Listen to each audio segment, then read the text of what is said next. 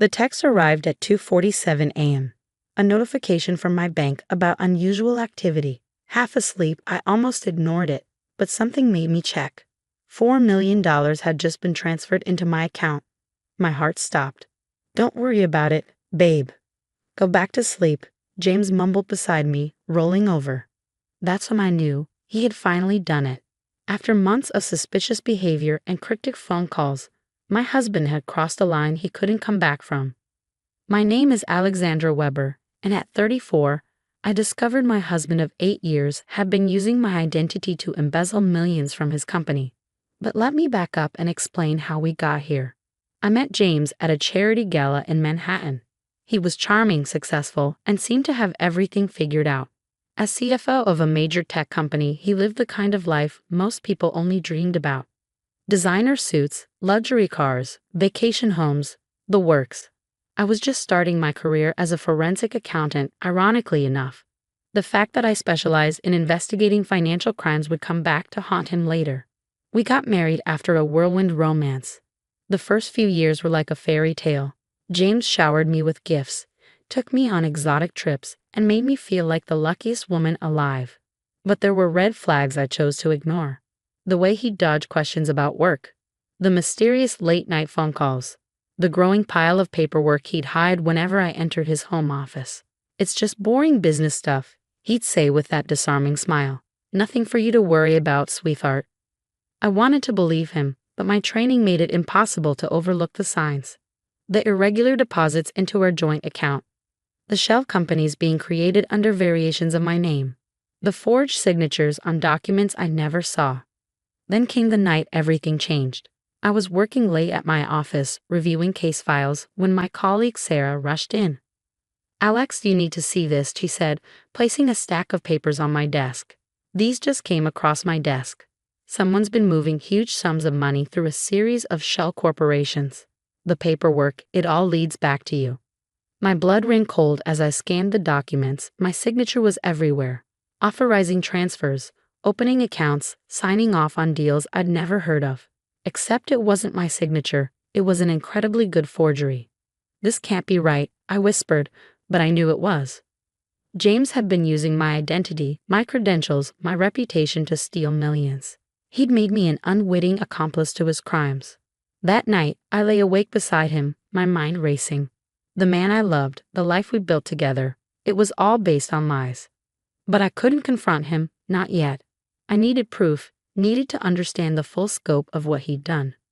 Over the next few weeks, I started dating.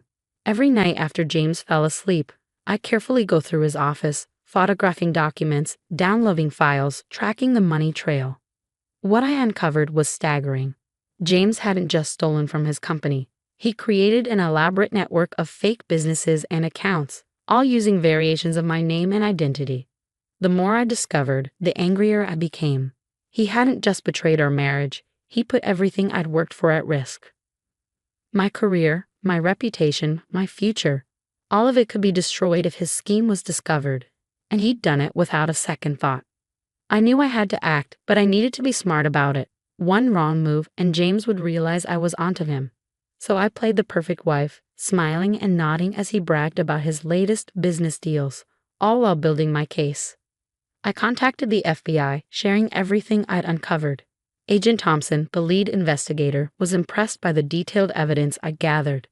"This is thorough work, Mrs. Weber," he said during our first meeting. "But you understand what this means? Your husband could face serious prison time." I nodded, my voice steady. "I understand completely. He made his choice when he decided to drag me into this." The plan was simple. Let James think he'd gotten away with it while the FBI built their case. I had to keep playing my part, pretending I didn't know anything was wrong. It wasn't easy, especially when James started getting bolder with his schemes. "Remember those papers I had you sign last month?" he asked one evening over dinner. "Well, they just helped us secure a very comfortable future." I forced a smile, my stomach churning. "That's wonderful, honey. I'm glad I could help." He grinned, raising his wine glass. "To us, babe. We're set for life now." If only he knew what was coming. The next few months were a delicate balance. During the day, I helped the FBI track every dollar James had stolen. At night, I played the role of the supportive wife, watching as he dug himself deeper into his web of lies. Then came the text about the $4 million transfer. James had finally made his big move, thinking he'd secured our comfortable future. Little did he know, he just signed his own arrest warrant. I lay there in bed, my heart pounding as I thought about what would happen next. The FBI had everything they needed now. In a few hours, they would move in, and James's carefully constructed world would come crashing down. "Everything okay?" he mumbled, pulling me closer. "Everything's perfect," I whispered back, knowing it would be the last night we'd spend together. The sun was barely rising when I heard the first knock at our door. The morning James was arrested felt surreal.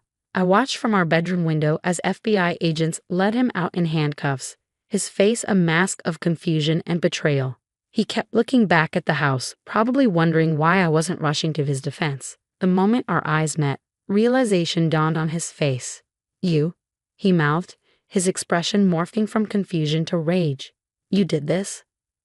I held his gaze, not flinching. For the first time since discovering his crimes, I felt truly in control. The aftermath was chaos. News of James' arrest spread quickly through financial circles. Headlines screamed about the multi-million-dollar embezzlement scheme, and suddenly our lives were under a microscope. Reporters camped outside our house, hoping to catch a glimpse of the betrayed wife who had helped bring down her criminal husband. What they didn't know was that I was already steps ahead. In the months leading up to James' arrest, I had quietly prepared for the fallout. I had documented everything, protecting myself from any implications in his crimes. My own finances were secure, separated from his illegal activities. I had even started looking for a new place to live, knowing our mansion would likely be seized as evidence. The first visitor I received after James' arrest wasn't a reporter or a lawyer. It was his mother, Eleanor. She stormed into my office at work, her designer handbag swinging wildly as she confronted me. "How could you do this to him?" she demanded, her voice shaking with anger. "He gave you everything. A beautiful home, expensive gifts, the life most women only dream of." I looked up from my computer, keeping my voice steady. "He gave me stolen money, Eleanor. He used my identity to commit crimes. He risked everything I've worked for without a second thought. He did it for us," she insisted, "for our family, and you betrayed him." "No," I said firmly, standing up. "He betrayed me the moment he decided to forge my signature. He betrayed me when he made me an unwitting accomplice to his crimes. And now he's facing the consequences of his actions." She left in tears, but her words stayed with me. How many other people would see me as the villain in this story? How many would assume I should have stayed quiet, looked the other way, been grateful for the luxury his crimes had provided? The answer came sooner than I expected. That evening, I received a call from James's lawyer. They wanted to make a deal. "Mrs. Weber," the lawyer said, his tone carefully neutral, "my client is willing to take full responsibility for the embezzlement charges if you agree to certain terms." "What terms?" I asked, though I already knew what was coming. "You would need to sign an affidavit stating you had no knowledge of his activities. In return, he'll ensure you keep certain assets, the house, the cars, a generous monthly allowance." I couldn't help but laugh. Even now, James thought he could buy my silence, control the narrative. "Tell your client no deal," I said firmly. "I've spent months documenting his crimes. I'm not going to lie to protect him." The lawyer sighed.